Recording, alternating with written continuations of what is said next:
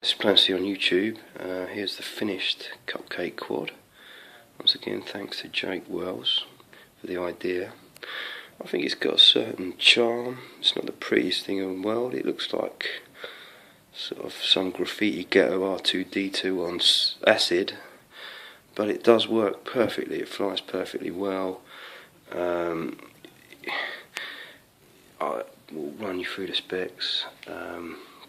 800 Series V or V Series KVA, Sunny Sky motors, APC, gem fan, cheap props, 10 by 4.5 I think,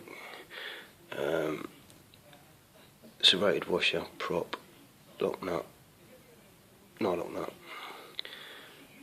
arms screwed in and then zip tied, done the bolts, but to be honest I can't be faffed to keep taking it apart, so I'm just going to seal it up and leave it.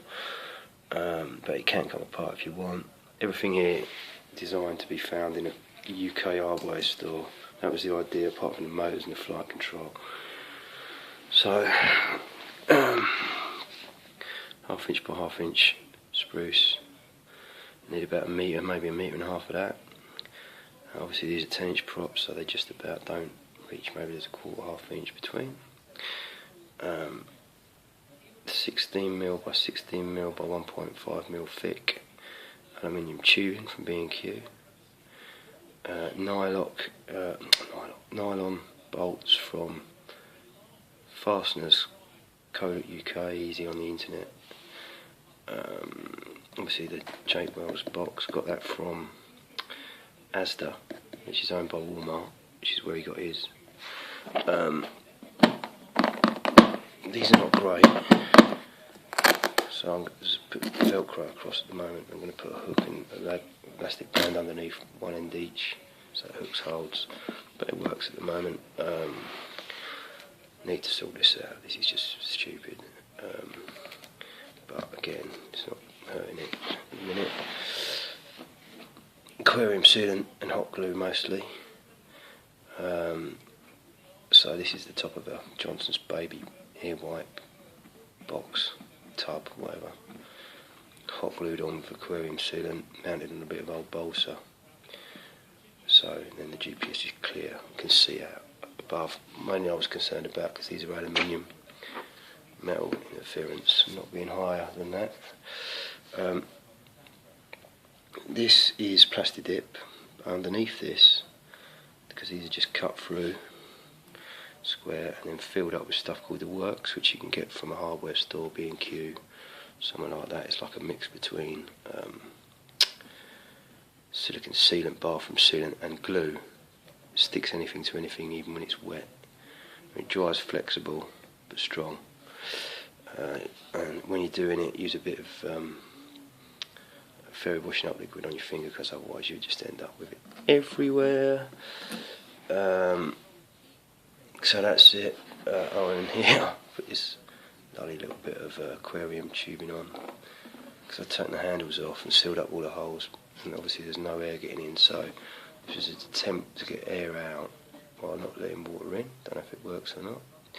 Put this switch on so that once the battery's in, you don't have to keep faffing about opening it, shutting it. Once it's in, this side's connected to just the negative terminal of the battery connector. This side's connected to the negative of everything else, the whole rail, the whole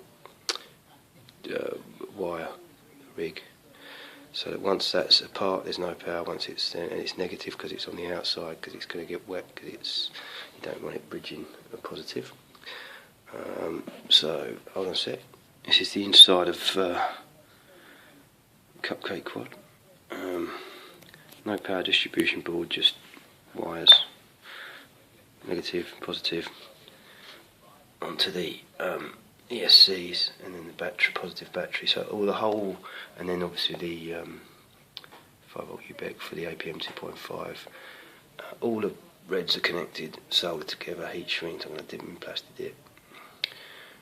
And all the blacks, apart from what I showed you, the negative there, and so this side is just the power to the battery connector, the negative to the battery connector. this is negative to everything else. So when that switch is sealed is a circuit, when it's not, there's not. Plastic dip the aluminium tubing to stop any shorts and also condensation, and then built up with zip ties levels of 1 inch balsa. It's probably sitting a bit low at the moment, the board, but the idea is to get some sort of H frame in as light as possible. Again, stuff you get anywhere, balsa wood, 1/2 inch by 1/4 inch spruce, just to give it some torsional strength, so it's not just relying on the Tupperware, but it's got an actual frame, a lightweight frame underneath it. Afro 30 ampere Cs, heat shrink stripped off and soaked in Corrosion X overnight. When you do take the heat shrink off, be careful you don't cut through any of the circuits, because I did that and it wasn't fun. These are now gone up in price, so a lot more than they used to be, but they're very, very good. Not reprogrammed, running stock. I've also plastic dipped all the little connectors, so that nothing can short out. Receiver is a D8R2, I think, or whatever it is. Again, took the case off, soaked it in Corrosion X overnight, and it works fine. Let it drip dry, pat it dry with a towel, and then connect it and it'll work. Little balsa seat for the OPM 2.5, that's the I do fly version with the GPS and telemetry. I haven't bothered putting telemetry in yet. Powered it with J. Brown's method of just the positive input rail, no jumper one, and just signal wires to all the ESCs. That's that. Got a 3,300 milliamp hour Turnigy Nanotech.